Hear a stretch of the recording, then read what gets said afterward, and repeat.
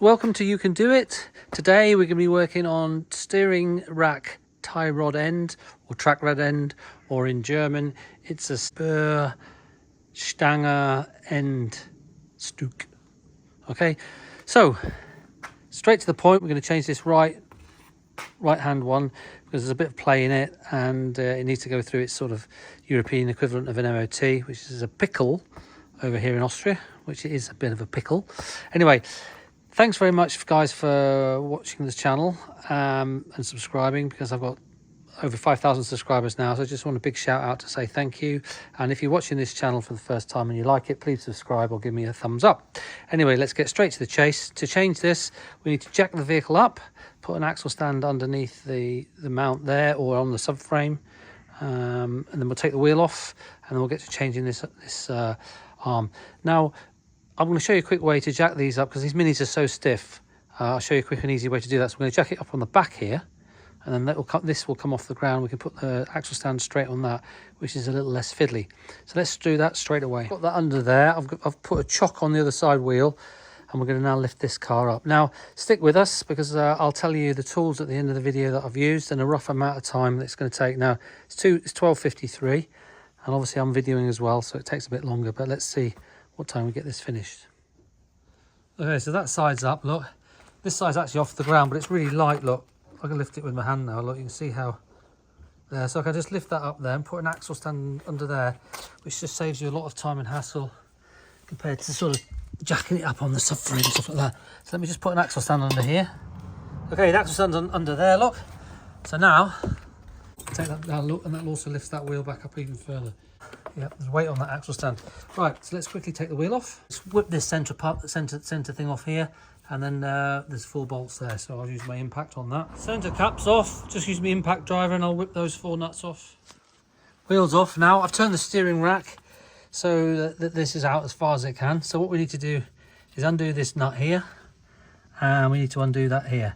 So first of all, we're going to spray this with some WD-40. We'll spray that with some WD-40, and that one particular, because that can get quite dirty, it's quite good to spray that a day before, let it soak in, and also that one there. Okay, so then you've got a size here, so we need the spanner that fits on there and here. So I'll give you all the details in a minute. So that's a 17mm for that nut, and this is a 13. This is 13mm, and you need that for when we turn that. Okay, and then this has got a Allen key head in there in case this starts to spin.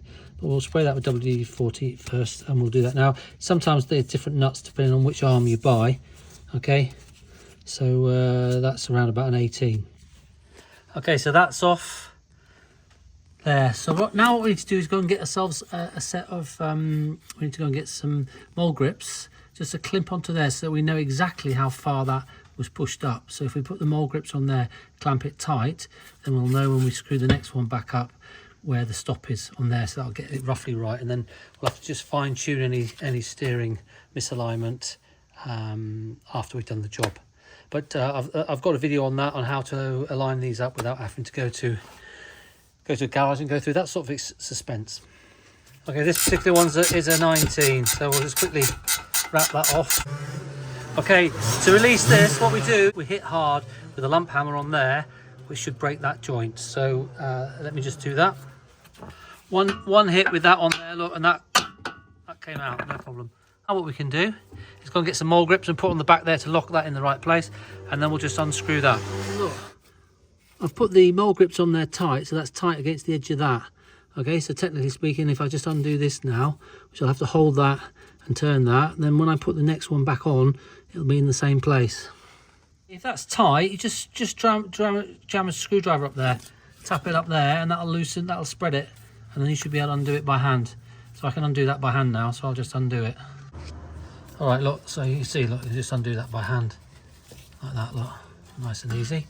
So I'll just undo that. See the point of having the mole grips there? I've got that exactly the same. Now, what we have to do is just check the new one against the old one and make sure that they're the same length. So if they're exactly the same length, then the tracking will basically be spot on when we put it back together.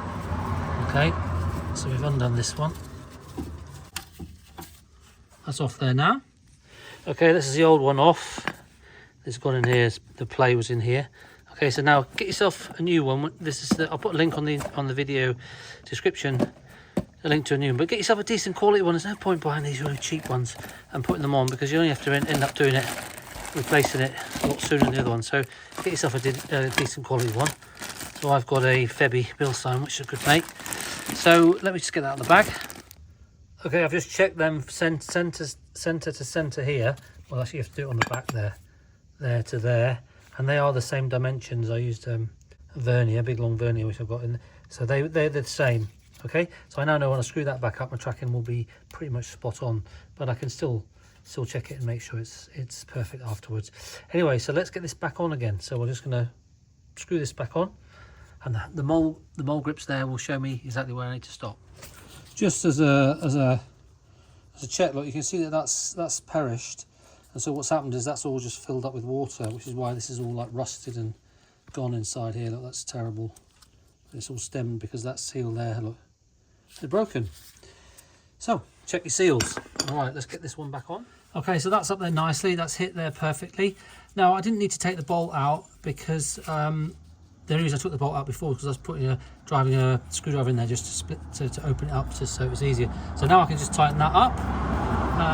I'll do that up tight now. All right, I've just put that up there, and there. This shows you how much tighter the new one is, because look, I don't even need to put that's going against the nylon safety washer on the end there, so it doesn't become loose with vibrations. Look. And normally when these are old and you do this starts spinning, and you need to put the thing in there. So I can just do this up tight. Okay, I'll tighten that up. That's tightened up. Now, what I'm going to do is put a marking on there with a bit of Tipp-Ex, so I know where that is if I do have to start moving it, just to set the tracking up. But that's on. So now, it's a good time to check anything to do with your discs and your pads and everything. These are all good. It's just past the MOT, all bar that. So I'm just going to put the wheel back on here now and put this all back down. So just to give you an idea of the time, it's 24 now.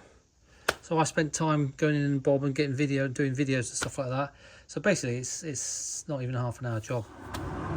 So the tools that I use, as I said, I tell you, is a 19mm, a 17mm set of mole grips just to hold just to mark where the rod goes. A 13mm and a screwdriver just to split the wedge there if need be. So that's all you need to do. And obviously you need to a jack and take your wheel off on an axle stand. So hope this video has been helpful. Love to see you on the next video, so please subscribe or send me a like or a comment. Just remember, the most important thing of this motivational channel is you can do it.